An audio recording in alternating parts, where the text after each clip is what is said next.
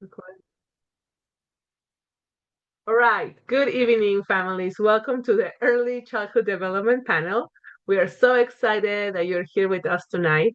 We'd love for you to keep your cameras on if you're able, so we can see your faces and feel more connected. Please also make sure your microphones are muted during the session so that everyone can hear clearly. Now it's my honor to introduce our speakers for tonight. Dr. Bridget Mitchell, Mary Ann Hubble, Holly Van Wieren, and Linda Weiss. Each have over 20 years of experience in early childhood education and development field. Families, please join me in welcoming Dr. Mitchell, Mary Ann, Holly, and Linda. Thank you so much for being here with us tonight. Thank Good you. evening. Good evening, everyone. We are incredibly excited to be a part of this conversation. We have enjoyed, and I'm sure each of the panelists will share their excitement for being a part of this learning journey for this series. But we've really enjoyed the conversations that we've been able to have, but more importantly, to be able to extend our passion for this important work and our love for children and our deep belief in the capacity of every young child. So this evening, our hope is that through a series of incredible questions some will be familiar to you and some may be new and thought-provoking, that we will be able to ignite something within your parenting, to identify something beautiful within your child and support your child to be being the best learner possible, but more important, to be a better human. And so I will start with our first question. So our first question will be, in what ways can parents support their child's unique learning styles and the developmental needs? And I am going to take the first stab at that question. Those of you who have attended my previous sessions, you know the development is my group. I love thinking about how children grow and learn. And when we look at development, we think about cognitive, physical, social, and emotional. And I think one of the key ways that parents can support the uniqueness across the developmental continuum is through observation, by really leaning in and learning about your child. Who is your child? What are their needs? What do they enjoy doing? And then fostering executive functioning skills, and those skills that help children to do more than one thing at a time, which we call cognitive flexibility. We had this vocabulary lesson in my session, or inhibitory control, which we all know, self-regulation, and that comes up in many of our parent-teacher conferences, and working memory.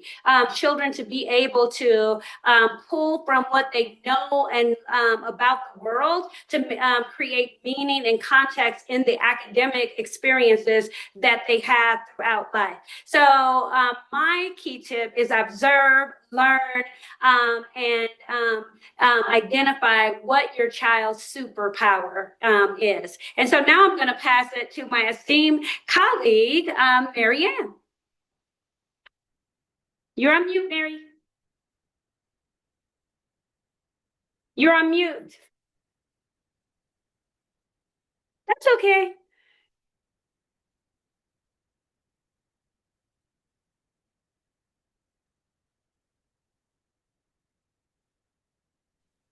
Okay, can you hear me now? Okay. Yes, we can. Okay, great. I agree with you on it's a good idea for parents to become aware and work with the kind of learning style that their child has, as long as they're kind of not letting their kid take total lead. It's good for kids to still be able to focus in typical ways. I think it's good to notice if your kid needs to see it, like do they need to touch it? Do they need to be able to maybe use some manipulatives in order to touch and add, or touch and do a takeaway, really actually take away the manipulative, and how many are left, kind of thing. And some kids might blurt, and if they're wrong, they just blurt the next thing and stuff. And to some extent, that's a learning style, and to some extent, a parent might need to have them, okay, think, and I'm going to count to three before you say the answer. And the child might think and then come up with a more accurate answer on a first try. They might. Some kids rather they think, and when the parent repeats the question or says, "Okay, count how many are left," or whatever, sometimes kids just need more time, and you can ask them, "Are you thinking about it?" And if they say, "Yeah," okay, that's great. We all live in a fast-paced world, so it's good to give them some time. Okay, on Thank to you, the next. Mary. Sure. Are you finished? Yes. Okay. Holly, what are your thoughts?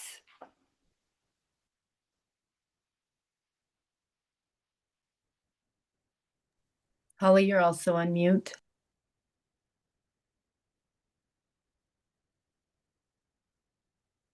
There we go. I saw that coming and still forgot. Um, would you like my thoughts about literacy or just in general? Both. And so, in relation to that question, both would be great. So I will say that in the past, we in the education world believe that a child and every person has one specific modality that is stronger than the others, and so we were taught to teach to that one, to the strength. Current research is a little bit different. Current research tells us that the more modalities that are in play at one time, the stronger the learning. So in other words, if your child seems to be a strong visual learner, if in addition to the visual instruction, you also include auditory, what they hear, and kinesthetic, their movement, and also the fingertips. Actually, current research is really big on they learn through touching with their fingertips. Something special about that. So parents just remember that the more modalities you can put in play, the stronger the more avenues to the brain, I will say. Um, Literacy has always been a passion of mine. I've been in education for over 40 years, and I always seem to go back to helping kids read. I just love it. And of course, we all know that if you can't read or you struggle with reading, life can look very different. And there's a lot of harrowing statistics, I think, in terms of kids who aren't reading by third grade. They're more likely to be a high school dropout. The percentage, I should say, of even prison inmates who are illiterate is really astounding. And so getting a child reading is so, so important.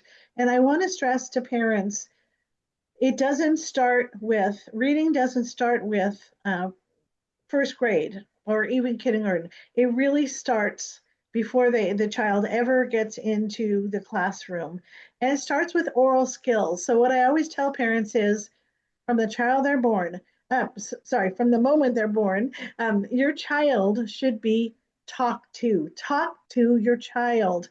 They are hearing things like phrasing and vocabulary, and it's if you have if you're talking a lot to your child, you are making sure that you're setting them up to be successful in reading later on when they get in school, talking about sounds.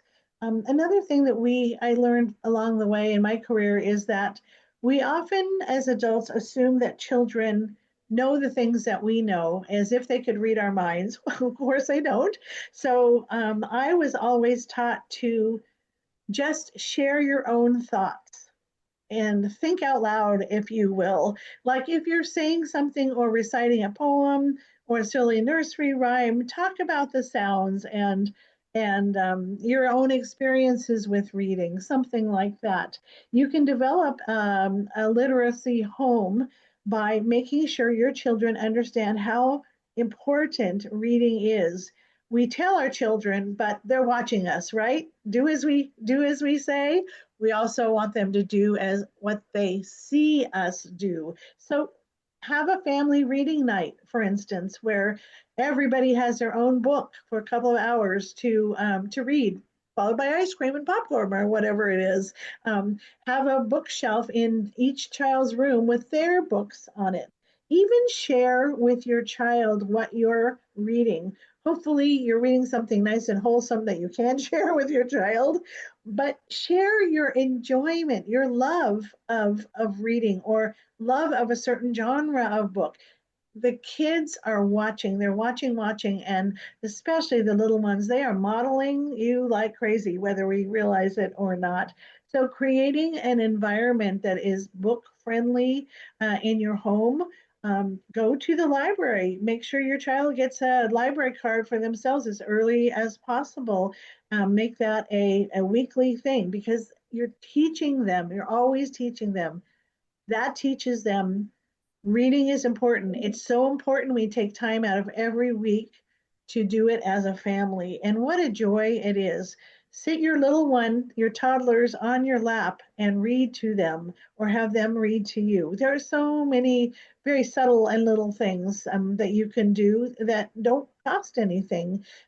Play lots of verbal games with them and rhymes, or when you're in the car looking for alphabet letters on license plates. They're just innumerable things. There's a lot of them, but make it fun.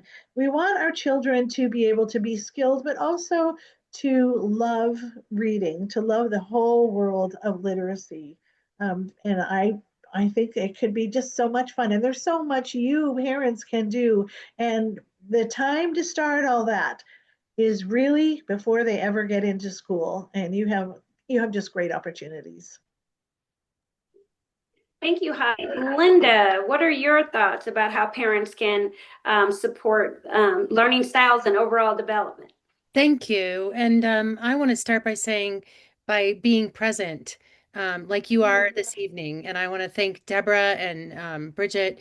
Um, you know, my biggest my biggest philosophy is it does take a village. Yes. And I think that to not be afraid that there is a village around you, and I think that the resources at Parents Challenge are enormous, and there's always a myriad of folks to reach out to. Um, I will say, I will echo everything that Mary and Holly said, but I think my biggest recommendation is just to be present. I've worked with, I don't know, hundreds of thousands of children over the past 40 years in in not such regular kind of ecosystems, in after school programs, in outreach programs. And I think the thing that strikes me is how quickly we get on our phones. I taught a play group yesterday out east, and I was witness to a 14-month-old talking to her wrist.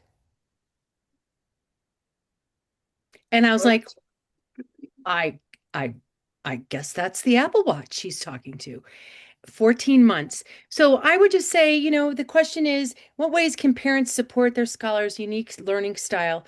Be present, pay attention, and don't be afraid to ask, gosh, my child is acting things out. Just these things that Mary and Holly already mentioned. The my child spends I have a child that's in my private studio right now that suffered a serious head injury, and he's 4. And where we start by reading a book, like Holly said, and we use our pointer finger, and that goes right back to the music and the phonemic awareness and the space.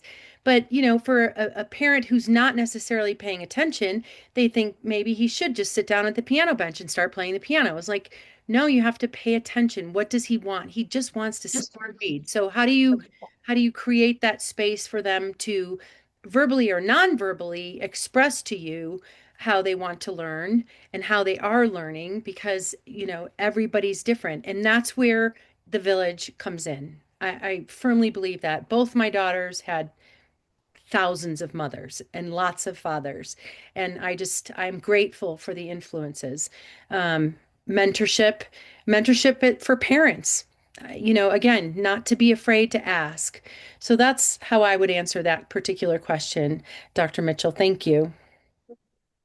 So, in summary, Linda, be fully present, understand what your children can do, support them for what they're ready to do through multiple modalities that are just right for them to really support their academic success. Thank you, ladies. And so, our next question is related to, what kinds of things can we do at home to support children? So, what are the most impactful low-cost strategies parents can implement daily to support learning at home?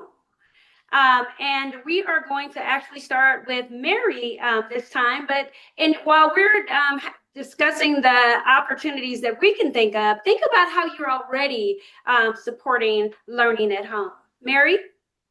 Okay. And I'll speak about math things. I like what everyone is saying. Um, to speak about math things, about easy, low-cost things to do at home, even when you're walking maybe the fourth grader up to school and you have your preschooler with you, you could ask the preschooler, how many windows are on this side of the building? So they're observing and it's giving them a focus of things to do, and they can count and point probably, and that's fine. And then if they get it wrong, you can say, let's count again, whatever. If a bug lands on them, you can say, how many wings did that bug have? That kind of thing. So you're building their awareness of the world, no cost. And if you say, let's count how many steps it takes us to get to the corner, that kind of thing. If you want to actually like do things with them where they're going to focus on doing math, using dice is a great inexpensive way. And the biggest number is only 6. So it's pretty easy for them to feel comfortable with. You can roll it, or you can say, okay, it landed on a 2. What's the next number? 3. What's the number before it? And then you roll and it's a 6. What's the number after 6? It's not on the dice, but what's the number after? What's the number before it? That kind of thing. You can add them, obviously in kindergarten, they can be adding, probably even in preschool.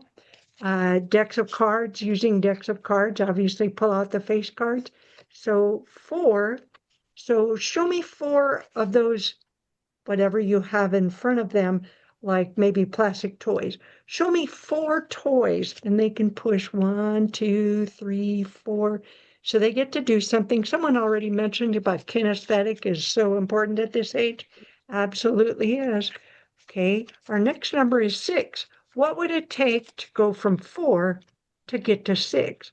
And so then can you show me, can you keep putting more toys forward till you get to 6? So how many more did it take? That kind of thing.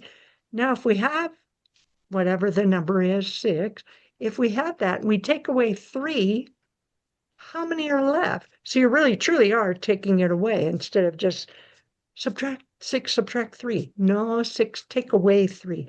At this age, that kind of wording is important. Library books, they're free. And so ones that have to do with counting and awareness of nature and things around them, those are all great things to use. When they get a little older, like in kindergarten, there's hundreds charts. They're wonderful. It's the numbers 1 through 100. And so there's lots of ways you can use it. I use it all the time. I took a class on how to teach kindergarten math, and I just fell in love with using a hundreds chart.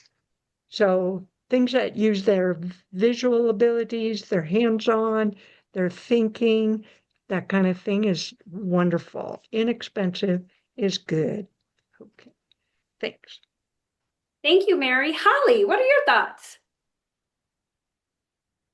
Let's see, I'm not muted, okay. I would like to just briefly talk about something called phonemic awareness, and it is the ability to hear, isolate, and manipulate individual sounds in words. It happens without a visual symbol, but it is absolutely necessary for future readers. And so things that you can do, this is all about sounds. And so rhyming is easy. Little ones can learn to rhyme, very simple. Also, the breaking apart words into their different sounds. So the word cat, k, a, t, asking your child, what's the beginning sound? What do you hear in the middle? And even they're not too young, even in preschool, to learn that's the vowel in the middle, and it is always voiced. We always use our voice, and they can feel an ah sound in their throat as a multi-sensory kind of way. Um, Asking kids to break apart words into their pieces. The word playground is made up of two words. What are they? Play and ground. And so starting that kind of thing. After they get good at identifying those sounds, they can do what we call manipulation of sounds. And that would be like the word cat. Let's say cat without the k. That would be at. Now let's add a at the beginning. What's the new word? Hat. And these are all without any manipulatives. You don't have to have the written alphabet even. This is all sounds. But I cannot stress how important it is for this phonemic awareness piece to be really solid by the time your child gets into school, into kindergarten. And yes, it will develop and continue to develop. If a child doesn't have those skills, the good news is they can be directly taught. And so if you have a child who is learning, just learning late, I will say, a little bit delayed and doesn't catch on to those concepts, the good news is they can be taught in school. The better news is that you, as parents of preschoolers and toddlers, can begin that whole process at home. And it's just a lot of fun. The kids love it. The kids love rhyming. And let's think of three words that start with the same sound that your first name starts with. Things like that to make it personal and make it fun. So those are easy things for you. Thank you, Holly. Linda, what are your thoughts? Well, I would also echo everything that Mary and Holly. We use a lot of phonemic awareness with music, and melody, and you can identify everything from, some speech impediments to some elements of where this child might be on the spectrum with just watching where they're at with that development. But my answer was a little bit more general. What are the most impactful low-cost strategies parents can implement daily to support learning at home? I would say an organized space. I think that's really important. I'm all for setting a darn timer and going, oh my gosh, we're going to play word games right now. I'm setting the timer. 2 minutes, ready? These are all the things that we need to do. And guess what? You get a prize at the end. And it can be as simple as, you get that half a cookie, whatever it is, and it's funny because just yesterday I had another 4-year-old, very precocious little girl, and I always give them a little gift at the end of their lesson. And I said, well, I don't know that we get that today. And she's like, well, what do I need to do? Let's get back at the piano and let's do it. I was like, okay, when they have that structure, and I don't mean like everything's an ice cream cone at the end. It's they little tiny like little squishies or little look, you got a new Play-Doh today. I get on Amazon and just put something in a bag and you order 100 of them and there's something, but I'm all for organized, disciplined time and ownership. How did, even at 2 or 3, how did you feel about that? And I know it sounds really hokey, but I think that if they're not pleased, they're going to tell you. I've just learned that, especially if they know there's like a little gift bag at the end. But for an organized space, specific time, I'm all for that. And a rigor. Today's Tuesday. We're going to do our numbers. Today's Wednesday. We're going to go for a walk and count how many trees. We're going to go look for colors, and then we're going to come back and spell them. I mean, there's all these, and then we're going to write a song about it. I think that they're way smarter than we believe they are. They'll be like, today's the second Tuesday of the month, Mom. Aren't we going to swim class? Like they're paying attention. And I think if there's that rigor and they come to understand that, I also, again, in my life's work, watching them. I mean, like, I have a student that I've taught since he was 7, and he's now 44. He told me yesterday, which was so weird because now he's older than me. I'm still at 29. And he still talks about how after work he practices. And because that's the way that it was when he was little. And I can say that I was the same way. And to this day, there's something about creative discipline. They don't have to know it's discipline. It's just a set, organized space and time. And then set the dang timer. Have fun with the timer. I'm all about the timer. All you got to do is 3 minutes. Like, oh, well, no, we're not done yet. Let's set it for another 3. And then they'll tell you, okay, I think I can do it in the first 3. So those are my thoughts when you talk about home learning environment. And that's really inexpensive. Set the timer, order some little goodies on Amazon, and make the creative discipline piece part of, and it helps us too, right? To be that organized.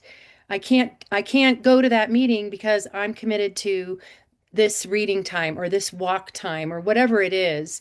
I think there's a lot to be said about that for our own lives, because then we can stay present and all, be present. Again, I just go to being present. Thank you. Thank you, Linda. So I love that this question. I think those of you who attended my session, and Linda, it doesn't sound crazy what 2-year-olds can do. I think they can do everything. That's my field, early education. But I really believe in the power of play. And so going with that presence, the way I would respond to this is this active engagement with children, to really play with children. I think one of the most incredible invitations you can ever get is, will you play with me? And that's an opportunity for the adult to facilitate all of the incredible opportunities with the child, and to get into their thinking and be a part of their world in a meaningful way. And as I think about play, and you all who've been in my session, I love this stuff. I think about this sense of wonder.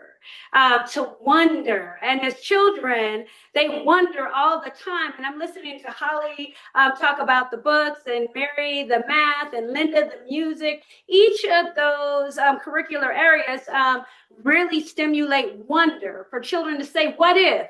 How so? Can I try something different? I was observing in a classroom 2 weeks ago, and this is incredible. I'm a storyteller, so I promise I'm going to scale this story back. But this was so beautiful, beautiful demonstration of wonder. The teacher was talking about spring is coming. And so with spring, we've got flowers and what else? Butterflies. And so she's doing a writing exercise, and she's asked children to draw a butterfly and write what you're thinking. And one child says, what if, it was so good to me, what if butterflies had 3 wings? Anybody got goosebumps? I get goosebumps about this. What if butterflies have 3 wings? And the teacher did such a beautiful job of facilitating that she said, I don't know. What if? And the children had all of this wonderful conversation about how high it could fly and where it could go. And I think that can only happen when you're fully present, when you're actively engaged, when you know your curriculum, right? When you know the intention, the phonemic awareness, the math concepts, that you are able to have this freedom of being in this learning space with young children. And as parents, you have more opportunities than any teacher could ever have. I'll always be a teacher at my heart, but I don't hold your baby's hand when the bubbles are coming up in the bubble bath. And so I think that all of the ideas that we're sharing today, think of the wonder, being fully present, play. Maria Montessori said, play is the work of the child. And thinking about how children learn and grow in these really organic ways that impact development. And when you do play, cognitively, children are learning critical thinking skills, physical development. They're learning the boundaries and the spatial relationships. Linda, I sing, and so that musical part, that's very physical. Socially, they're learning to make friends, relationships with brothers and sisters and mommies and daddies, and then how to express their emotions in an authentic and real way and get support when their emotions are too big for them to handle. So that's how I would answer that question. I just want to say I love these conversations. Hey, So and we also next, have a question in the chat. I don't know if you saw it, of how do we keep these strategies going once students are in middle school and high school? so I will try this. Oh, it's Deborah. Hi, Deborah. So I will try to take a stab at this. And so early education, of course, we talk about play. And play is also often misconstrued as that children are just aimlessly playing with, just on the floor playing with toys, doing things that don't impact them. As children grow across the academic trajectory, play is still involved, but we call it different things. We call it application, practice, so that children can strengthen their understandings of the construct in relation to the curriculum area. So, for example, I think Mary did a beautiful demonstration of showing the hundreds chart. And so if you're working with children, so any lesson is play, but then this opportunity for children to practice, to demonstrate what they know. And parents can think in this way when they're doing homework. I had a child with ADD, and homework was, ugh. So I feel your pain. Homework, oh, homework. But when you're doing homework with your children, ask yourself, how can I provide opportunities for my child to practice this concept or this idea? And that's how you translate these ideas to older children. It's the same construct, but we do it in different contexts based on the age of the children. Did I answer that well enough for you, Deborah? So our next question is, I think, Holly, you've given us a lot of information, and you are going to start first. What are the most effective ways parents can build early literacy skills for young children, or children, as students at all? So, and I know this is in your wheelhouse, Holly, so I'm passing it on to you. Well, so many things I already mentioned to you. I just really believe in that oral piece, and it's rather new in the current research where reading is tied to the oral piece, because we don't think of reading as the oral, the auditory, what we hear. So again, I'm just going to stress the phonemic awareness, that talk to your child. That is simple, but with phones, even babies can manipulate phones now with their little fingers. But you know what? Children can be trained to not have phones in their hands all the time. It might be natural because it's fun and it's what their kids do, and it's a great electronic babysitter. Let's face it, it works. However, you parents can train your children to have times when they are not on their phones, and make being on their phones a reward rather than just a constant way of life. It really does. What research is showing with young children and the electronic toys that they have is that the images come so fast, the minds don't have time to even focus before many more images are coming. So they're coming way faster than a child can process. That's not good for a child's brain. So again, you are the parent. You get to be in control, and you can train your children but don't just take the phone away. Substitute it with something. Substitute it with something that you are doing something as a family. Play a game. Talk. There's so much that happens in just playing a game. So much vocabulary. So many things happen. Talk in the car. There are so many things. So I know a lot of parents just kind of cringe when they think about not having their children with phones all the time. But honestly, it's not healthy. Psychology is telling us it's not healthy, especially for our younger children. But remember to substitute it with a good, healthy alternative. And my goodness, you can always pick up a book, always. I'll tell you a little story. Just recently, I was waiting at a doctor's office, and there was a mom that came in with three kids. And I was expecting to, they were each going to pull out their phone, like I've seen so many times. No, this mom was super, super wise. She brought out this basket and she had coloring crayons, coloring books, playing cards, and books. And those kids, she sat the youngest one on her lap and read to him, but nobody needed entertaining and nobody said, I'm bored. They all were engaged. And obviously, it wasn't the first time she had done this. They had been trained this way, but they were so happy and entertaining themselves with good, healthy things. So I want to really stress that it creates an environment that it's like creating good soil for plants to grow in. It creates an environment where it makes it easier for your children to not only learn to read, but to love books, to love literature. And like I said, talk parents about why you love books. Hopefully, you have a book or your, I always remember my mom told me her favorite book from when she was young was Charlotte's Web and how that emotionally affected her. And I remember that. It was so meaningful to me, so poignant. So share those things, parents. Be with your kids. And I'm kind of going to hop on the very, very little phone time for our young minds. They are developing like crazy at 3 and 4 year old. The dendrites are going nuts in their little brains, and they will self peel back a little bit from that. But boy, right before in preschool age, that is a time when their brains are growing really like no other time in their life. And I hope, Dr. Mitchell, that confers with what you have studied too and know. But take advantage, parents, of this time. It's a precious, precious time. Thanks. Thank you, Holly. Linda. So there's two parts, if I'm understanding correctly, Dr. Mitchell, to this question. What are the most effective ways parents can build early literacy skills, and how can parents incorporate math into everyday? We're going to do, yeah, we're just going to do the first question. So Okay. it's two in this category. Got it. Okay. I would again echo everything that Holly said. She's been so eloquent on all of that. I have specific to literacy and having authored 43 children's books with a song at the end of each book, and the research that I've done with National Head Start is that using a tracking finger while you're reading, and Yes. and that's made all of the difference in the literacy, and it also helps, of course, with them learning the music, but spatial and all of that.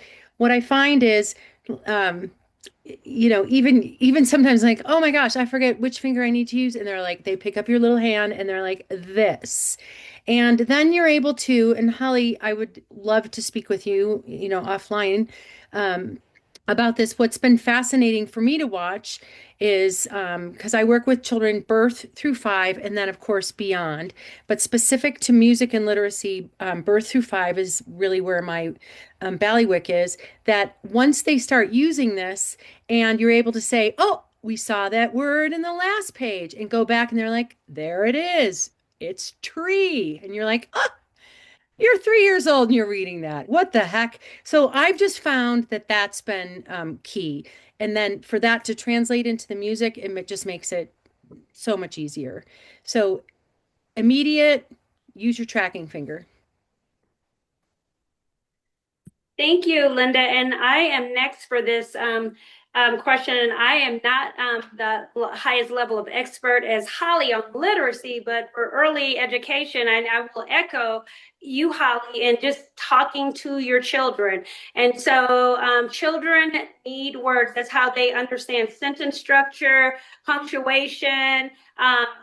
They're able to identify emotion from conversation just as we are. So if I say I'm so happy, kids know that you're not happy because you didn't say I'm so happy. They know that they're used to that. And I'm going to lean in a little bit to Linda. There's a musicality to our voices, and in the womb, children are learning this, and I won't go into, we have a music question, I won't go into this, but the conversations that you have with your children, and I too understand the high level of technology that we deploy and for our children, and because the marketing companies and all these folks who are making all these apps, they don't know child development and they don't know your children. They are really creating resources that they're selling. And so if you weigh that, and I say that with love, right? Because they're businesses, but you are the guide for your children and you manage the level of consumption for some of this content the children are consuming. And the one charge I would ask is every parent to look at one cartoon. I asked a group of families that I was working with, have you seen the shows that your children are watching? I'm a grandmother, so these things are on my television too. So I'm talking and I'm not in the choir at the same time. But I did look at one or two of these shows and the violent nature, the kicking, the punching, the hitting that our children are, with no explanation around it, that our children are consuming. They're taking it to the second primary environment, the school. And you're probably hearing that in your parent-teacher conferences. But the other literacy tip that I would give, have children write books. And I know this sounds so bizarre, and I love that. Let me say, even 2-year-olds, yes, 2-year-olds. And so whatever they're saying, if they're telling stories, write them down and organize them in a way, and then read them back to them so that they can hear. And when you are scribing, scribe exactly what they say. This is so important. Scribe exactly what they say. So if they say pumpkin big, you write pumpkin big. It says the pumpkin is big. And for those first books, because they are, for the first time, able to their ideas and they're becoming stories. And that's really important before we go to punctuation and all of those things. So I would say write books and create your own personal home libraries of the stories about your life that are meaningful, the funny, giggly things that you do. Write them down so that you can reread them and reshare them with your children. Mary, I'm going to pass the baton to you. Oh, hold it one second. We do have another question in the chat. I don't know if you see it. My oldest child, who is 11, has a strong influence on her younger siblings. Lately, she has been displaying some negative behaviors, including not doing her homework, and the younger ones tend to follow her lead. How can we break this pattern? Mm-hmm. So from my perspective, I would need more information, but what I would do is do some observations and see what the trigger is and what are the this is going to be so generic, and I know you're wanting really specific answers, but I can learn more offline. But if the older child is influencing the younger children, I would give specific tasks to the older child and empower with language like, wow, you can show your brothers and sisters. This will be a great thing to share with your brothers and sisters so that they are able to practice really positive and appropriate behaviors with the younger children, and that you can acknowledge and celebrate. And then I would try to catch the children in any interaction that's positive. And I would say things like, wow, you really are learning a lot from each other. Whoa. And I would bring these things, out and then talk about what those expectations are in your home. For example, I think Linda talked about the rigor, the timing of when we do things. What is the schedule in your home? So right now, right after dinner is the time that we read a story quietly to ourselves before we are ready for our bath. Just really reinforce like what is going to happen when in your home to support what the children are doing and how they're supporting one another. And I hope I kind of answered that. Anyone else on the panel want to try that? But I do think like timing, schedule, rigor, observing, acknowledging when you see those appropriate behaviors. Anyone else on the panel? I'll take a swing at that one as well. I think we naturally as parents assume at whatever children, the age our children are, we assume a certain level of understanding on their part. And my thought would be to talk to that younger child very, very frankly. We notice your sister's doing this. Why? What's the purpose of homework? Why do we do it? How does it benefit us? What would happen if we don't do homework? Just talk very, very frankly to that younger child at her level, but I think children are able to understand verbally more than they can read or write. They really can. I think if we, and I'm not saying talk above their level because it has to be developmentally appropriate, but I think talking to that younger one about the situation in a very open, raw, honest way, and maybe even sharing a parent's perspective in terms of their own life. I tried that, or I used to be a procrastinator, and it didn't work for me. I mean, there's something very catching to a child about their parent admitting that they're not perfect, that they have also struggled with something. So I think I'm saying a real developmentally appropriate conversation with that young child, and as well with the older. You realize you're having an influence. Is this what you want to do?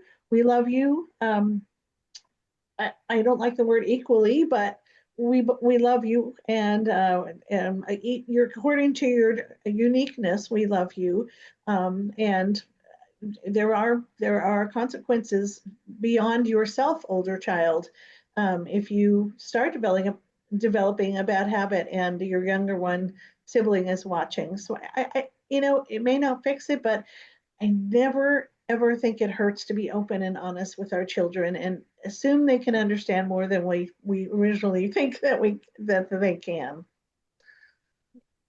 I would like to add some. That's great, Holly. Uh, One of the things that I have found is effective, uh, since this is a home environment instead of a classroom, it would be probably even more effective. If you're going to need, I think it'd be a multi-prong approach with the 11-year-old that's slacking off on homework. If you say to that 11-year-old, okay, this is the second time your teacher has contacted me that you're not doing your homework. So tonight after dinner, we're going to talk about it. So now they have to think about, okay, how hard is my mom going to be on me? Okay, what am I going to say to defend myself? Or maybe eat some humble pie. Well, what excuses have I used in the past that didn't work? So what should I do about this? And so it kind of makes them have to stew and think about it.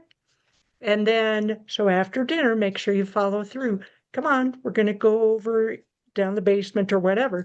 We're going to go and talk about your homework, your approach to homework. Why is there homework? Well, the brain doesn't have the capacity to just learn everything in the classroom. We just have to do homework to really make our brain understand. And when you don't bother to do your homework, you're not doing your part of helping your brain fully understand. So I would say that's one approach. Mhm. The two-pronged approach, the tactic of delaying it, and then what is homework and why, and then even do the tactic again. Next week, we're going to talk about it again because I'll see if your teacher has contacted me or not. And that might be another way that you can be effective. As far as the 11-year-old influencing the younger kids, you can have that be a part of the conversation after you've talked about the academic part, the homework part, then you can address the other one. I love it that you can lead the kids, but you need to do it in positive ways. So like when I say it's time for a bath and the 4-year-old doesn't want to, you can say, I think baths are fun or something like that. Or here, let's go get the water just the right temperature so that you're helping lead them to accomplish what needs to be accomplished. And I think you could get the 11-year-old to buy in on that. Okay. May I add Thank you. one perspective there that I think is really important? And again, this is coming from a space of having led the conservatory, which works with children birth through 18. Middle school is grisly. Bottom line, it is hard. I would say that one of the things that I found is understanding the social ecosystem that that child is in during the day. Sometimes is playing that 11-year-old is sometimes acting out, whether it's insecurities or it's empowerment. And I just think that again, being present, who are their friends? What Mhm. do they do? To Mary's point, what's happening in school? But um, there's this space of, I don't know who I am. I mean, 11-year-olds are just big Yeah. fifth graders, right? And when they're in the ninth grade, they're just big eighth graders. And so there's those two spaces where they're just trying to figure it out. And sometimes they just act it out at home where they feel a little bit more empowered. I've witnessed it thousands of times. And again, a lot of it, what I hear from the parents is, gosh, I found out that he was hanging out with so and so at school, and that was what was coming home. So I would just Mhm. also add that as something to just be aware of. Thank you. Mhm. Great point, Linda.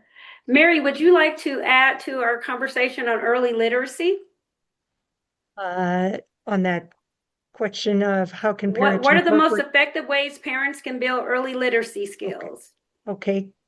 Um, I agree with what everyone's saying. I think this is great. Uh, and I like going back to the person that was saying, what did this word start with? Building, building. What would that letter be? Mhm. Building. What did it end with? Tuesday. What does Tuesday start with? That kind of thing. So you're building their awareness, you're making them think. And I think sometimes math and reading doesn't have to have the actual letters and numbers. It's thinking about the topic. And if you get specific with them, you can help them become a bigger thinker. And you can even compliment them. My daughter, when our kids were little, we hung out with another couple that had little kids. And that mom would always tell her daughter how pretty she was, how pretty she was, how pretty she was. And my daughter years later said, Mom, I don't think you hardly ever told me how pretty I was. You told me how smart I was. You told me I was a good thinker. I don't, and I just knew I was pretty enough. So um, I think it's good to kind of connects with being Mhm. present to them as to who they are and what they're struggling through or whatever. Um, Okay, think about that one again, or whatever, uh, so that you help them, give them some time, think about it again, and then listen for what their answer is. Exactly like a lot of you're saying, don't get on your phone and check your emails while they're thinking about it, that kind of thing. Um, do you want me to address the part two about math into Uh, incorporating math into interactive, or is that going to be for everyone? Actually, I'm just gonna rotate. So Linda is next. So for that question, math. So thank you, Mary. Linda, how can parents incorporate math into everyday interactions and activities? Sure, thank you. I think that that was already covered earlier. I mean, Holly and Mary spoke to making it fun. Just break it down. I'm all about making up songs. I'm all about exactly what Holly said. You're in the. I think one of the things I've witnessed is how many moms go shopping, and that's like with their tiny in the cart. It's like the perfect opportunity to like count the cereal boxes, count how many apples you're putting in the what color? Let's write a song about apples. What rhymes with apple? I mean, just being creative and realizing that math is everywhere. It's not just a problem on the page. And then I, of course, always can tie it into music. I mean, music is just so easy in all of these spaces. But that's how just keeping it fun and real time. And again, it just requires being present. I just go back to that. Yeah, I agree with you, Linda. I mean, it sounds like being present has been our common theme for this evening. And the way I would answer that question is math is everywhere as you. And I think math opportunities, because math is everywhere, math opportunities critical thinking skills that we know are really important for children as they go into elementary and beyond, for them to be able to think through like how they might solve a problem, how they might approach a problem, asking questions for common things in your house, like your clock. Well, how does this work? And what are you, to help children to be able to conceptualize the world around them, functionally, but in relation to how mathematic concepts relate. I know for my grandson, I'm already using geometry terms. So he's 5, and he's saying, I made a pentagon with a right angle. Is this the isosceles triangle or equilateral triangle? And he doesn't know anything about these things. I use this language because it's everywhere. So when I identify, so I say that to say that we all can help our children to think about the structures around them in a mathematical way, using mathematical language. And some of the easiest ways to do that, of course, is through cooking. And if you don't cook with your children, you're missing an opportunity to sing. And look, I sing all the time, Linda. But I make up all kinds of crazy songs. I'm talking about books that we've read, but then also the mathematical component, like how many cups of sugar? It's 2 cups of sugar. Just recently at my house over the weekend, I have 14 egg container. I don't know who made this, and somebody can tell me why we have a 14 egg container, and the eggs come 18 eggs. And so my grandchildren were really grappling with which eggs and how many can go in, and then what happens to the ones that are out. Oh, that's math. That's thinking. That is solving problems, and you can do this every day. How many bubbles are in the bathtub? How many socks are in the drawer? How many towels do we have to bubble? So just including that mathematical language into the repertoire. Going back, I love, Linda, that you said rigor, because we don't often consider that when we're talking about what parents can do, but into that conversational rigor that we have that's intentionally helping children connect the dots. And so the next person is Holly. What are you thinking about that? I'm sorry, the next person is Mary. Mary, you're 2. Okay. I have a number chart for all the people who don't understand too, but I have a number chart. Speaking of math, Mary. Hey, and this is the incorporating math into everyday activities. Okay. And I loved some of the things you were just saying. One of the things you could do is give them a ruler and say, this is called 1 foot. Isn't that a silly name for this? This is 1 ruler. It's not 1 foot, but hey, that's what somebody called it. So now I want you to measure the table. How many feet can it take to go across the table? And then how long is it? How tall is it? That kind of thing. How tall is your glass? Well, it's not even a foot. How tall are you? Kind of thing. And then you can show them which part is the inches. And so you can kind of just go on and on for like 5 or 10 minutes measuring, put it away, voila, they get to go play or whatever. One thing I was going to mention as we help them do anything, rewards. I was hearing somebody say the little squishy things or toys or whatever. I think all of that is great. Maybe 15 years ago, I would have rewarded with food a lot more often. And then I realized, they don't, the kids I was teaching in my classroom, they did not need to be fed. It was right after lunch. So I worked really hard to come up with lots and lots of ways, whether they're items that they can touch and receive, or whether it's, you did a great job. Feel how big your head is. Do you think your head is even bigger?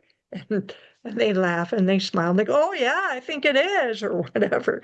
They kind of like that. So did you do a good job or a great job kind of thing? And so if you can incorporate them, it shows them you're present and you want them to be present. And I think that's a good feedback. It's really important for them to have wonderful, caring people in their life, whether it's their teacher, their tutor, their music teacher, whatever. I think that's great to just keep on rewarding that they are learning and growing. Can I mention one more thing? Deborah had mentioned, how do we keep this going for math Mm-hmm. motivation into middle school and senior high? One of Mm-hmm. the things I go over with my tutoring students is I make this stack: knowledge, comprehension, application, analysis, synthesis, and evaluation. And I give them examples of knowledge and like knowing your numbers and knowing what a fraction is.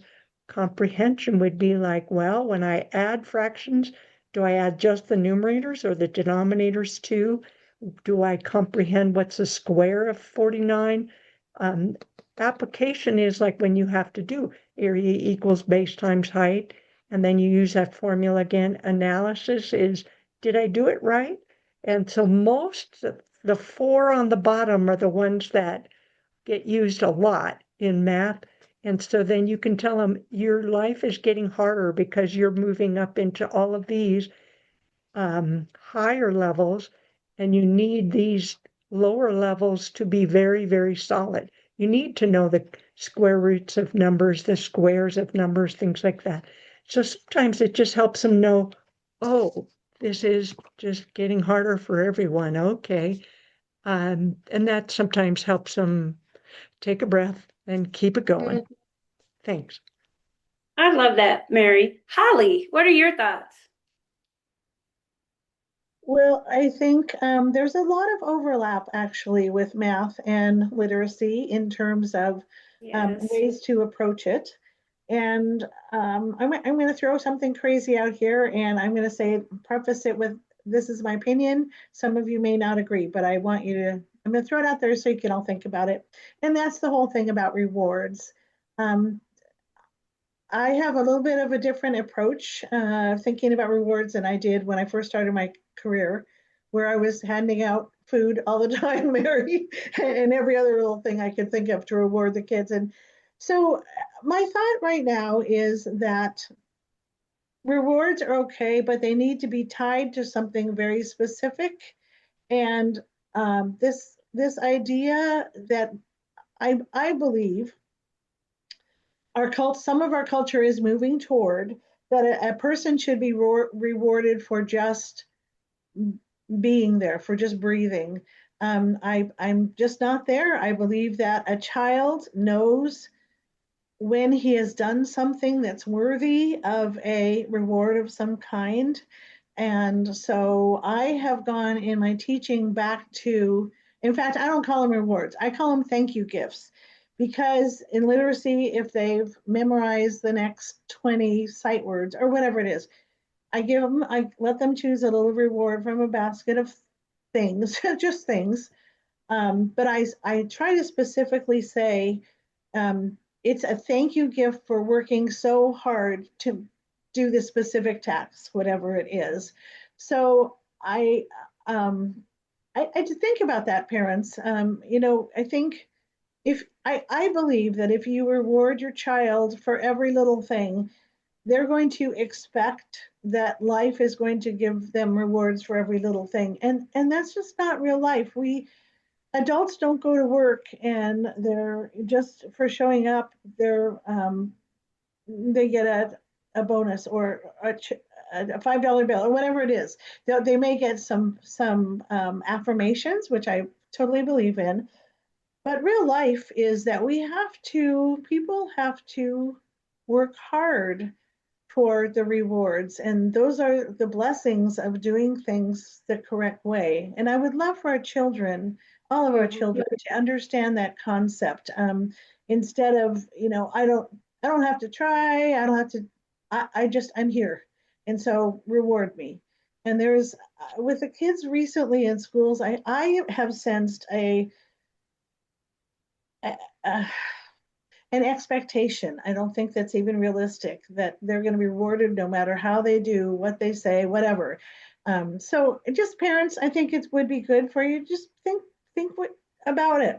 What do you think about that? You may totally disagree with me, and that is perfectly okay. I just want to throw some thoughts there in that. Holly, I think I'm glad you brought that up. I mean, and so the technical term for that is the token economy. And so we often see that in classroom stickers and little things that they give children who have inappropriate behaviors. There is some challenge, well, it seems so those are extrinsic outside of the child motivators. And so they do drive behavior. They are really successful, especially when things are new and novel. But the goal is for children to intrinsically have this desire to do the right thing. And the way that we do that, because I know that these charts are at home too. Oh, you got a star. And parents wonder why the behavior never is resolved, is because you don't pay the reward. So in a true token economy, the whatever it is, the cookie, the toy, the whatever it is a trigger to reinforce positive behavior. And think of when you're training your dog to go potty. I got a little dog, so that came to my mind. But at first, I gave him a treat every time he went out the door. Every time he went out of the door, and then after a while, he was able to go out of the door. And so sometimes I give him a treat. It's the same with children's behavior. You want the child to be able to make the decision for the appropriate behavior on their own in the conditions that you set for that behavior to be identified. So thank you, Holly, for that. I want to share that with families because that is a topic that often comes up. I have sticker charts. I give all these things. And I said that if you get good grades this year, you're going to Disney World. Well, that reinforcer is too long away, too far away. So there's some, you have to really think about what it is you're doing and make sure that you're reinforcing the behavior you want to reoccur and not reinforcing the behavior that you get stuff, as my kids say, you get stuff when you do stuff. So thank you, Holly, for that. So I'm going to push the conversation back to you, Holly, on the everyday math. Did you have anything else to add, or you just had that beautiful interjection? Are you asking me again? Yes. Did you have anything to add to math? No, I really feel like between the music expert and the math expert here, there's some wonderful ideas, and so I give it to them. Thank you. I wish I was a part of this when my son was small. Oh, I wish. So now we're going to talk a little bit about social and emotional development. And I know that's a big topic because in your parent-teacher conferences, there is a lot of conversation about self-regulation and children being able to sit and attend to activities. And so our next question is, what are practical ways parents can support self-regulation or emotional regulation? And I start this conversation. So the first thing that I think is to label emotion. So I have hundreds of hours of observing children in classrooms, and like most conflict and situations where that requires adult intervention, children don't have the words to express what they're feeling right now. So they use their bodies. They hit, they kick, they elbow, they bite. And so if parents can start practicing labeling emotions. Recently, my grandson had this angry face, and I said, "Oh, you're angry." He's like, "Gigi, I'm not angry. I'm disappointed." So giving them the language so that they're able to articulate how they feel. And then another tip is to relate and not rescue. Sometimes we want to just save our kids, so they're in these these peer conflicts, and we just take them away and say, "Oh, come over here," and and parents fix everything. You do this and you do that. I think that we can support children in resolving and solving some of their own problems and in situations, especially when they can understand what their need is and the need of the other person, because that's more attuned to real life. I love, Holly, that you said when you go to work, if Linda and I are working, I can't arm wrestle her so that I'm able to sing the solo first. I cannot do that. It's not appropriate. So we have to give kids some kind of way to be able to communicate what their needs and interests are. And so to relate, to say, "Oh, I feel frustrated also when I drop my spoon on the floor at breakfast time." So give children so that they can relate and know that these are very human experiences that they are feeling. And then talk about alternative ways to handle conflict or big emotions. So sometimes when children are in the throes or the heat of it, it can be really intense. It could be screaming and crying and all these things.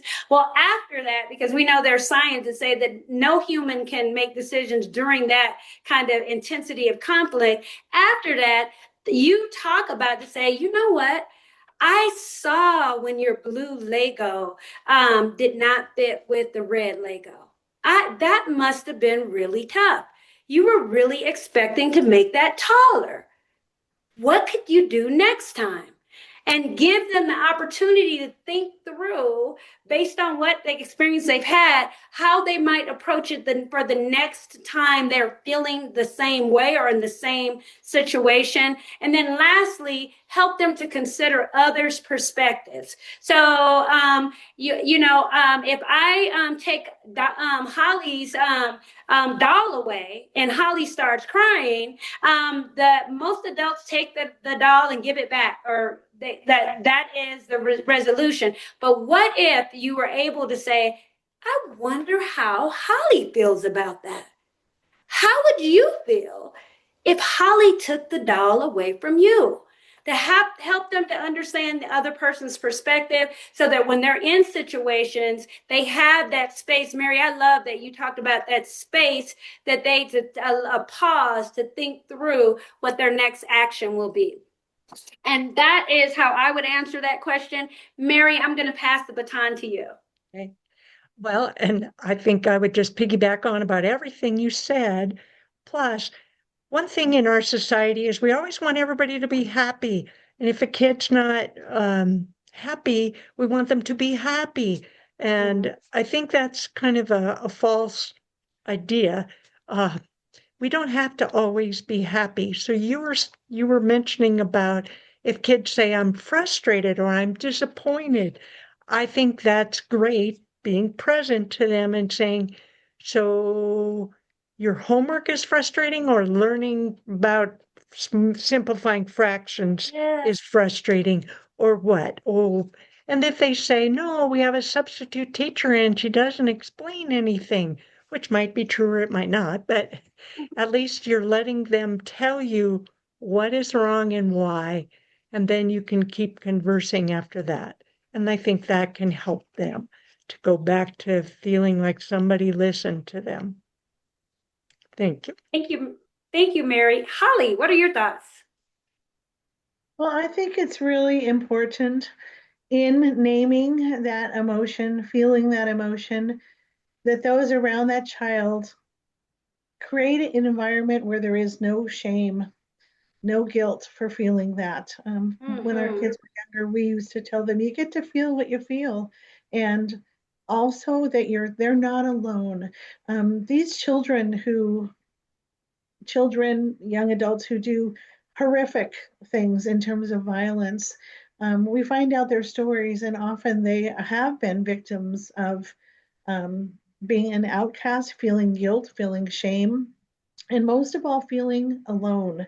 And I think just the parents talking to your children and admitting that you have felt, if you have, I mean, don't be insincere, but if you have felt that emotion, it's okay to be angry. I've been angry before. This is how I work through it. And also, again, with that whole idea that we kind of assume children sometimes can work things out like we logical, with our full brains develop, that they can think like we do, and they can't. And so they just need to be, I think, taught and explained the steps and how, how did I get through my anger? I remember a time when I was a kid when I was so mad at my brother. How did I get through that? And really, I just feel like all of our children, every human being, we all need to have our arms wrapped around us and somebody to just say, I see you, I hear you, and I still love you. It doesn't affect my love for you, and you are accepted. And that is such a reassuring thing. So there is no shame in feeling whatever they're feeling. And yes, little ones need to be taught some vocabulary. I think that's a really important point, Dr. Mitchell, to really help them, teach them how. The other thing is, I don't really believe that children are natural born listeners. And that is, I mean, we laugh, but I think sometimes we kind of assume that. And I forget that sometimes. That can be taught as well. It can be developed. And we always say practice doesn't make perfect, practice makes permanent. So, again, that whole idea of repetition, you need it in math, you need it in literacy and reading, but you also need it in behaviors, practicing those behaviors, just allowing your children no shame and practice just times again. But again, that verbal communication and being present with your child is so important. I would love for every child to know no matter what, their parents have their back, no matter what. So take that for what it's worth. Linda. Thank you. Yeah, I would just, I mean, Holly and Mary, and yourself, Dr. Mitchell, you all covered everything. The only thing I would add is um, I added a piece about resilience, was part of a study with El Paso County DHS, and um, you know, what creates resilience. And it is that it's a combination of everything that was discussed, but also they're gonna act out however they're witnessed to, and Holly mentioned that. So demonstrating. The other thing that I've experienced that's really successful is talking about the stories that they've read. There's always good and evil and what happens. And, I just, I remember when my daughter, I took my daughter, my eldest daughter, and, when you're in the arts, we made some really intentional decisions to what stories, what operas, what musicals, what movies get turned into musicals, and there's always a good character, there's a bad character, there's always consequences, and I think, and it's demonstrated right there, right? And so my daughter, I took her to see Carmen. I think she was like 3, and she's climbing in the truck afterward, and uh, her father asked, "How'd you like the opera, Cece?" And she's like, "Oh, he was so mad at her. He poked her in the chest with a knife." And I was like, "Okay." Well, and to this day, the child is so incredibly self-regulated for a myriad of reasons. But I go back to there was visible consequences. And I think that in this day and age, when stories are everywhere, they're on television, they're on YouTube, they're in our storybooks, to be able to be present, walk through it. What happened? How did this character, deal with being angry, and what happened when they got angry, and what were the consequences? I think there's a lot to be learned from, and what happened when they were sad. What happened. So I think, music is, and the arts are really great ways. And it can be nonverbal. I mean, ballet is nonverbal. And there's a story there. So I know that's not always accessible, but now it is accessible. You just turn on YouTube, right? And you're like, we're gonna watch Stravinsky's Rite of Spring a little bit. I just say I'm always about hold the bar as high as you can, because they don't know. They don't know. They just say, yeah, I go to the opera, or I watched an opera. Um, and you give them the strength and the courage to go into those stories, to have that experience. And then that translates almost to the next question, Dr. Mitchell, is like, how does that play out? But I think utilizing the stories, the reading, and, to Holly's point, talking about things, talking about those characters and situational circumstances and how folks dealt with them. Thank you. And so that does lead beautifully into our next question. How do music and movement contribute to overall development? And we are going to start with Mary. Okay. Well, mine might be short for Okay. music and movement. I didn't teach preschool kindergarten. I was a volunteer in the classrooms and I loved it. It was so much fun. And the teachers, I could see the value of how they would incorporate songs and music and let's stand up and then let's reach in the air at this part of the song and things like that. That was cool. So in generality, it helped their brain to have to continuously be doing something and expressing it or doing it at the right timing, all of which is good brain training. I taught middle school for many years. And one of the things that I would do when I talked about positives and negatives, I would have kids stand up and I would say, we're going to say you're standing on 0. Now take 1 foot to the right or take 1 step to the right. Now go back. Now that's going to be +1. Coming back to 0 is going to be -1. And so now take 3 steps to the right. That'll be +3. How many will it take to get back to 0? If you take +3, but you only go back 1, where are you at? And then go +2. Okay, now, and then we'd start with negatives and da da da. So then it would obviously be at the beginning of working with negative numbers. And so maybe a day or 2 or 3 later, a kid might, in answering a question, they might get -2 plus -3. They might say 5. And I'd say, what kind of 5? And they'd go, I don't know. And I go, do you need to get up and dance again? And they go, no, no, no. So if you did -2 and then you did -3, where would you be at? And they go, oh, -5.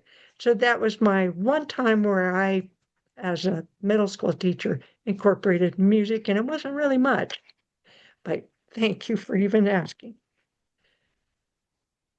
Thank you. Holly, what are your thoughts? Well, I think anytime we can incorporate movement, we are engaging that one of those modalities. So always do it, and don't forget the fingertips as one of those important tactile ways. When I work with students now in reading, I have them tap out the sounds in a word, and then I have them write it on a plastic canvas, which is just a bumpy surface. But again, they're tactily feeling that word. I love the idea of music.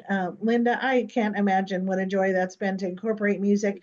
Now, I want you to tell me if I'm right or I'm wrong when you talk, Linda, but I learned that music is a completely different pathway to the brain. And so anytime we can incorporate a song, it just makes the learning more solid, whether it's learning your alphabet or what the punctuation marks mean. Somebody showed me a little song about that, or the spelling of the. I had a kindergartner actually one time teach me the song, which I've used ever since. But I just love the whole idea of getting music. And if I had another life, I think I would try and go back and incorporate more music into the teaching of reading and literacy. Thank you, Holly. Linda. Well, thank you for that, Holly. I never thought I'd be in this space, but I was always convinced that if we would, because I was started at 2, and there were so many people that said, well, they really shouldn't start until they're 8 or 9. It's funny that one of the first things we do is we bring their fingertips together and we start bringing, one finger at a time. Certainly develops strength, but there is so much research about how this is all part of overall brain development early on. And the reason, I partnered with Head Start for so long, Noreen Landis Tyson, and we were able to just create space where educators, caregivers, parents would understand how music touches all of these spaces: phonemic awareness, spatial, social, emotional, cognitive, large motor, small motor. But you have to be creative. And again, you have to be present, and you have to be willing to be silly. And, it's funny because the teacher trainings I do are in this space of encouraging your own creativity to these teachers, and they're very tapped out. They have so many boxes and data bins to fill, right? And when you teach them, like recently I did a training, and this is just an example of, and folks should be aware of this when you're putting a child in daycare. I go to the space where they're at. So I said, what is the most pressing issue that causes the most trauma in your classroom right now? And they said, we have to do um, uh, active shooter and fire drill. So, I mean, you can't even believe, right? So they're like, oh, the kids, they just want to grab their backpacks. They want to, grab their toys. And so I said, okay, so we're going to diffuse that trauma, and we're going to write a song. And I don't sit there and write it. We kind of break out into little sessions and we say, this will be the first session. But how much joy the teachers take in what rhymes with beep, beep, beep, move your feet, what rhymes with door, and how do we what's the ultimate outcome? And so I say that, when parents, you think about everything that we talked about, the math, the reading, the being present. How do you diffuse these things and sing song with rhyming, so you get all of these spaces where it becomes part of their rigor. And I use that word constantly. And the discipline of incorporating all of these things, the creativity. We all are creative. I have so many parents like, oh, I don't have a creative bone in my body. I'm like, someone around the second grade told you didn't, and you've been convinced ever since. And so, Dr. Mitchell, kudos to you for like, I just sing everything. So that's great. And the kids find, I mean, the sillier you can be, even with middle schoolers. It's like, the kids at the conservatories used to go, do you go out of your way to shame us in public? I'm like, absolutely. Like, I will be as ridiculous as I need to be so that you realize that nothing is out of reach for you. Nothing is impossible. And that you possess these things. And so I go back to the parents being present, and incorporating these things along the way. Um, yeah, the music touches everything, and the movement. And if they want to dance, and you can either dance with them, or again, there's so much that's accessible. Just find your favorite kid-friendly YouTube, and dance to it. And the songs and the vocabulary. It's funny because I have a little 4-year-old that's just took a trip, and her mother bought her a mermaid outfit. And so she came in, she was like, I'm going to learn Little Mermaid, part of your world. I was like, great. For 4 years old, that's a lot of words and a lot of memorization. So there's a section where it says, where they don't reprimand their daughters. And she asked me, she's like, what is reprimand? I was like, well, it's like when you get scolded. And she was, practicing saying it, and she had to sing it very quickly. So there was all this phonemic stuff that was going on. And so I told her, what reprimand means. She goes, oh, I get reprimanded all the time. And so, like, again, there's a lot of that just happened, right? A lot that just happened. So if it's a song, if it's a character, if it's a situation, and it's a situation that needs to be diffused, there's nothing more joyful and nothing more scary and nothing more vulnerable than exposing yourself in a creative space to get a point across. And I mean, again, kudos to you all for being here today, because I hope that you walk out with bags of things to think about and things to incorporate every day. So that's, I can't say enough. It's like my life's work. I never thought I'd be in this space, but I love it, and I see it play out until they're 40 something. So I know it works. Well, now it's my turn, and Linda, I'm going to echo you. So I'm in your choir, singing soprano, second soprano. And so I recently attended a presentation from Dr. Anita Collins. Linda, you may know, and she's done this research on young children and music. And so just a couple of pointers. Yes, it does impact overall development, but there are things that we can do right at home, just as the other panelists have alluded to. And the first, Linda, you have preached to the choir, sing, sing, sing, sing, sing. Again, your voice is musical. And she highlighted that most folks say, well, I can't sing. I can't sing to my children because my voice is crazy. And I'm like, well, I can sing, and I sing in a crazy voice. Sing everything to your children. Because that musicality helps them to enunciate, it helps them to pronounce. My grandson has goes to speech therapy. So he has a difficult time with and puh. And one day, Linda, you're going to love this. We were cooking dinner, and he said, Gigi, what are we going to have for dinner? I said, chicken, mashed potatoes, and corn on the cob. So I thought that was our song. He has taught it to his entire class, his teachers, the speech therapists, and they're like, how did he learn? He can say peas. He can say potato. And when we didn't think so, and I said, because I was singing it, it felt effortless. It was organic. And I was modeling those sounds for him in a safe environment. It was no pressure. It was just fun with Gigi in the kitchen cooking. You can create, and don't hit. I really can sing, even though that's my, my Gigi choir voice. But that your voice has power with your children, and your body, the way you move it. It does not have to be a specific dance. Give your children the freedom of moving their bodies. And then my last point from Dr. Collins: music can heal the brain. And it's really powerful.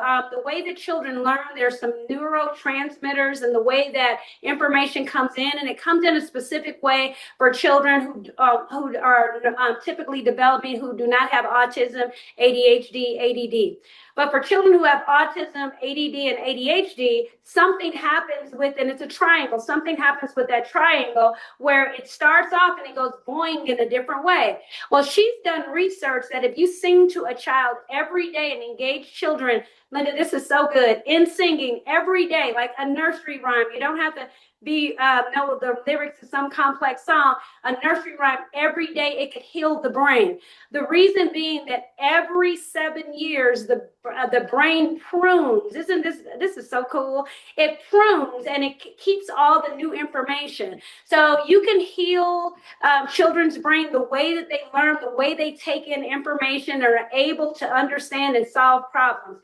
That was like earth-shattering for me to learn. And Linda, I will send you the link for Dr. Collins. She is fabulous, and she does have a YouTube channel, I'm just saying, that is remarkable. But think of a parent, if one song on the way to school,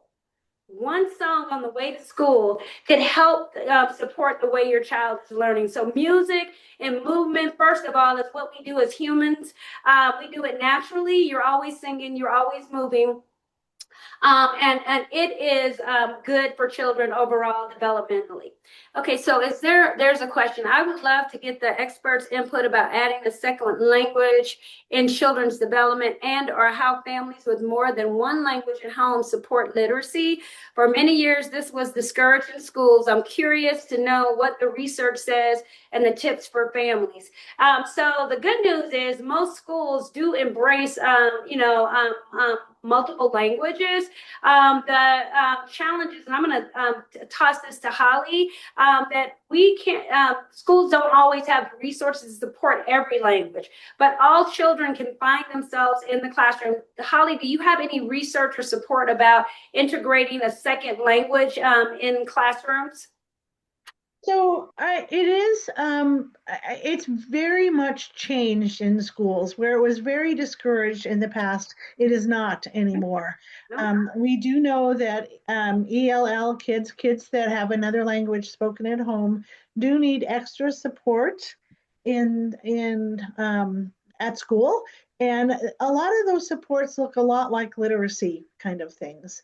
I'm going to say this also, if your child has bad reading problems, i.e., he or she may be dyslexic, it is very much advised against to start another language at school. We're talking at school. So if you have a second grader who is offered Spanish at school for the first time, but they're dyslexic or they just can't even get their own language, the research says please don't, that is too much of a cognitive drain, a cognitive load on the child. Dyslexia happens in every language. So if you have a dyslexic child and they speak both English and Spanish at home, the dyslexia is going to go show through in the Spanish as well as in the English. But I think there's nothing wrong with a child being bilingual. In fact, I think it is encouraged.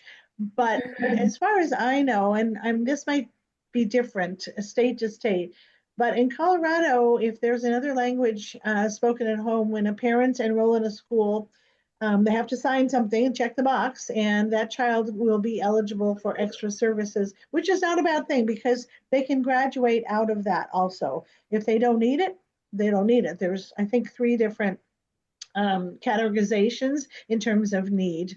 And if they don't need it, they don't have to have it. But it is there for those who need it. And again, the only caveat being a child who has dyslexic tendencies. And I want to say something about developmentally also. So when young children are immersed who speak another language, and for example, a Spanish speaking child in an English classroom, initially you will see what you think may be a delay, but children have, the receptive and expressive language, so they're receiving information, and so they're decoding the language in another and comparing at the same time. And so while there are some short-term delays that, they quickly pick it up, and those children, the research shows that those children are actually stronger in math, which is extraordinary with another language. So if you have children at home and teachers are reporting, well, now they just stopped everything, there's no talking, just understand, think about the complexity of being immersed in another language and trying to make, sense of the new language, your current language, and connecting the two so that you're able to articulate the language. So I just want to say that to know that there sometimes you may see that slight delay temporarily when children are learning a new language. But that's exactly why children are afforded that extra support. And we had exactly. We had a question about I'm bilingual and really want my children to be bilingual as well. Yes, absolutely. Yes. Because with your teaching your child, communicating with your child in your native language, you're also creating a culture that you don't want to lose. In our Yes. history of the United States, it used to be that, I mean, we're talking, a long time ago when there was a lot of immigration, early 1900s, it was very discouraged. The children weren't allowed to speak their own language. They didn't want parents to speak the language. No, now we know differently now. We learn from our mistakes. And so I would say, absolutely keep talking to your child so that Yes. they're bilingual. Absolutely do it, and good for you. Holly, you have the next question. How can parents advocate for their child's needs at school and with teachers? Well, if some of you parents are old enough, you remember that we not so long ago had schools shut down, and that was a terrible thing with COVID-19. However, the silver lining was the parents got to see what's going on in the classroom, and that was a huge blessing. I really feel like that was an amazing thing that came out of a horrible situation. Um, I it's all in under the umbrella of being present, being there. And I'm saying this fully realizing that there are parents who work have to work two jobs, and so they can't go into their child's classroom and volunteer all the time. I fully understand that, and I don't want you to feel bad or guilty about that. But I would say, when possible, the best thing to do is to volunteer in your child's classroom doing something, doing something. I know that some teachers have egos, and some of us teachers are really comfortable with parents coming and watching, and there's others of us who that makes very uncomfortable. And I will admit that, and I will say I'm sorry for that, because I really believe that above all, parents have the right and the responsibility for educating their children, directly or indirectly. So parents should be allowed in the classroom. I think when you can, please try to get in there. If it's once a month for an hour, do it. Um, it is a lot. I'm going to say this from a teacher's perspective, because I was in the classroom for a lot of years. It's a lot less threatening to have a parent come in and ask you questions, if they have been in the classroom and you have created a relationship with that parent. You have what I call relational capacity. You've gotten to know each other, not on a great scale, but you've gotten comfortable with each other as teacher and parent. It makes it so much easier, and parents and teachers alike need to remind each other, we are all on the same team. We are on team your child. So we're not against each other in any way. I think once you establish that you are on the same team and that you are willing to work together and hang your egos up at the door if you have to, we're going to do what's necessary to help your child. That makes life so much easier.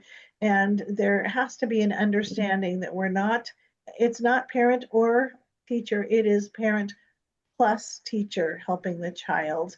Um, and so I really encourage you, parents, if you can, try even a little bit to get into your child's classroom, and also communicate with your teacher, whether it's email or I don't think most teachers like texting. I don't know, whatever the school policy is, communicate with your teacher. Find time to meet with that teacher. Face to face is really important because so much communication is nonverbal. Find a time to communicate with your teacher about your child, and work together. That would be my advice. Thank you, Holly. Linda. Thank you. I would echo everything Holly said. Um, I I think that that's all really important. The only thing I would add is I've only because I've had a number of kids that have been extraordinary, whether they're twice exceptional or they're autistic or there's elements that the music space really serves well. I've just gone in with parents.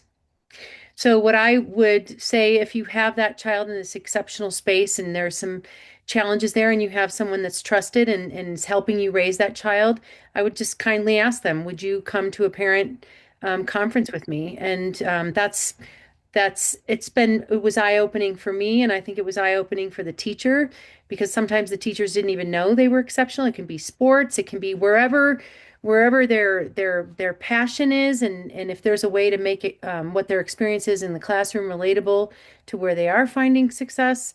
So that would be the only thing I would add to Holly's incredible answer. So thank you. Thank you. And I think it's tossed to me. I think I would want parents to be empowered as their child's first teacher. You are the child's first teacher. I mean, while this phrase is overused, but it really is true. And I think invite conversations about development and academics with the teachers, and know that you are equally. I love Holly, your comments, but you are equally invested in this relationship to positively support the outcomes for this child. And so in that means that you need to be on one accord and work through challenges together. And then the last thing I would say is share what works at home. As a teacher, I feel like I'm always going to be a teacher, but some of the most helpful information that I've ever gotten from families is to know what works at home.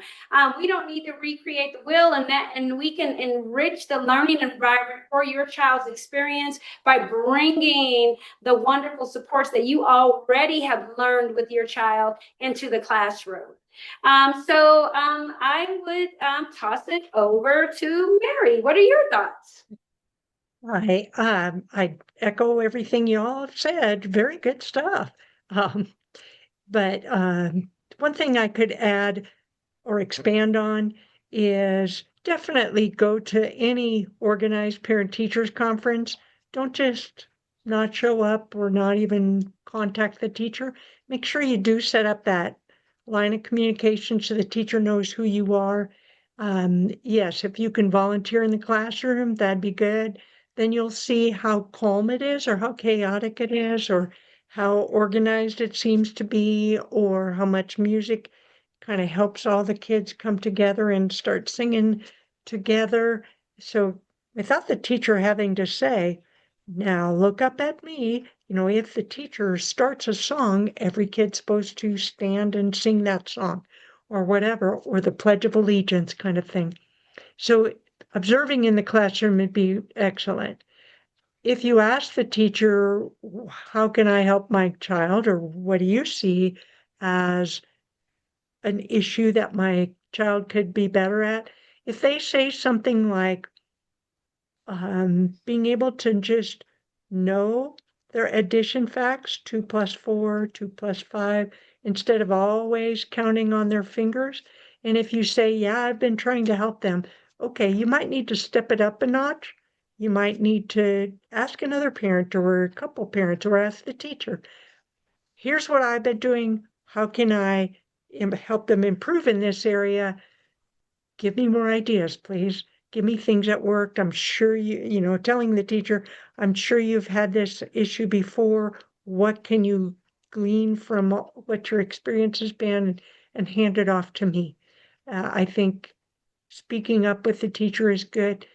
One thing I would say is I asked my neighbor at Christmas vacation, she's a third grade teacher, and I asked her, how's teaching going this year? And she said, every teacher is frustrated, every single one. And I thought, oh, what are we doing to the teachers? What are we doing to the kids? To me, and I did print out all of the math standards for kindergarten through each grade, and I tutor middle school and senior high, elementary, middle, and senior high. So I was looking them over, and just the number of topics that teachers have to touch on in a Yes. year makes them have to go so fast. And that is hard on kids. And the kids are paying the price for it because if they get behind, it gets real frustrating and sad for them. And it's hard for them to just catch up. So if you are in communication with the teacher, or if you say, why are you teaching them mean, median, and mode? They're only in second grade or whatever. If the teacher says, we're just going to spend 4 days on it, don't worry, I have to teach it, then you can say, okay, they have to. It's a frustrating little topic that used to not have to be learned until ninth grade or whatever. But now they're teaching it at a younger age. So sometimes you'll find out that the teacher has a reason for doing what they're doing. And if it was up to them, they wouldn't be including that topic. So I'd say try to keep a positive attitude with the teacher and good communication. Okay, thanks. Thank you. Now, what we would like to do, and maybe for the next 5 minutes, so we can have 1 minute for closing, we would love to toss the baton to you all.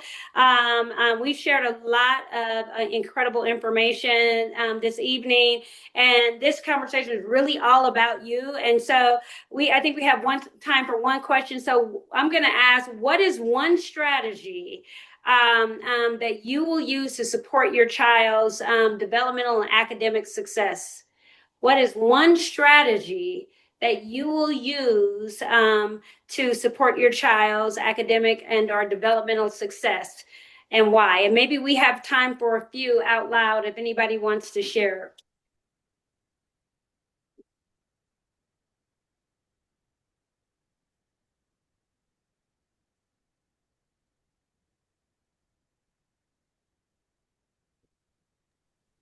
I think for me, I really like the tactic of delaying, and I think like I can apply that with all my children. I have seven from ages 2 to 17, so that maybe the time that they need to think about the answers is gonna be very different depending on age. But I can see how they can all benefit from that, like having that time to prepare their answer, to think about consequences or what they want to share.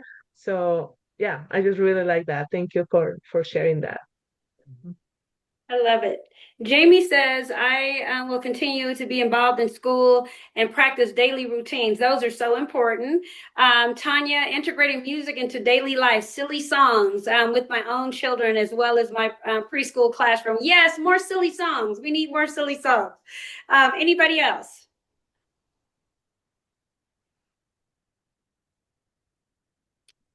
Anyone else want to share? I'll add something. I think it's always good to be reminded to make learning fun.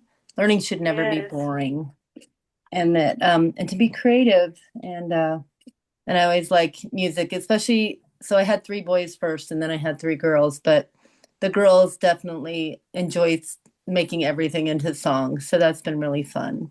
And I think it actually would have helped my boys in their learning as well. So it's a good reminder. So thanks, you guys did a great job. Thank you. Anyone else?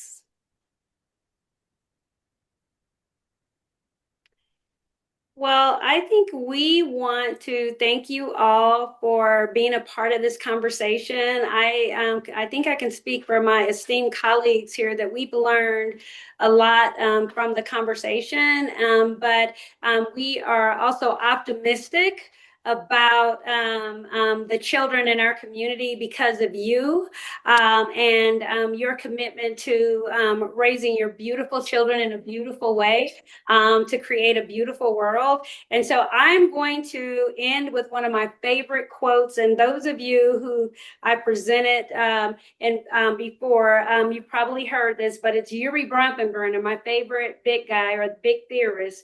But every child, and this is every child, and I want you to think about every child, Anna, every one of your children, needs at least one adult who is irrationally, don't you love that word? Irrationally crazy about him or her. And you are that person for your child. And thank you for your commitment to raising beautiful humans. And I can't wait to see their contributions to our community, but more important to our world. So thank you for all that you do. And thank you for the conversation this evening.